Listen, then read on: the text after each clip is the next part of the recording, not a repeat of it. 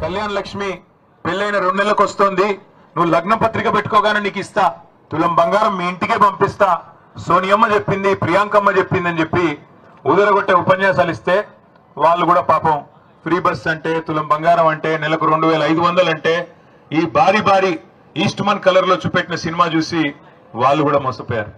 అట్లాగే ఈ రాష్ట్రంలోని పెద్ద మనుషులు, పెద్ద వయసులో ఉండే వృద్ధులు వాళ్ళకు కూడా సినిమా చూపెట్టారు.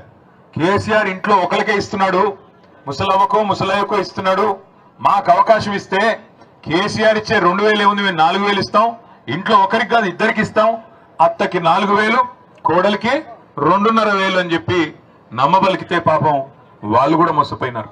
అట్లాగే బలహీన వర్గాల సోదరులకి బీసీ డిక్లరేషన్ పేరిట 42% రిజర్వేషన్లు, బీసీ సబ్ ప్లాను, 1,00,000 కోట్ల బడ్జెట్ అని చెప్పి ఏదేదో నోటికొచ్చినాయని చెప్పుకుంటూ పోతే కొంతమంది బలహీన వర్గాల సోదరులు కూడా నమ్మి కాంగ్రెస్ కి ఓటేసినారు.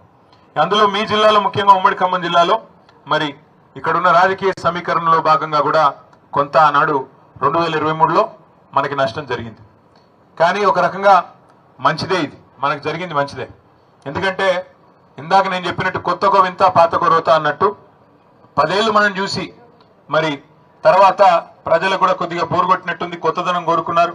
కేసీఆర్ గారు రోజు బ్రహ్మాండంగా భోజనం పెడుతున్నాడు, కానీ ఈయన ఎవరో బిర్యానీ పెడతానంటున్నాడు కదా అని చెప్పి ఆయనకు ఓటేశారు.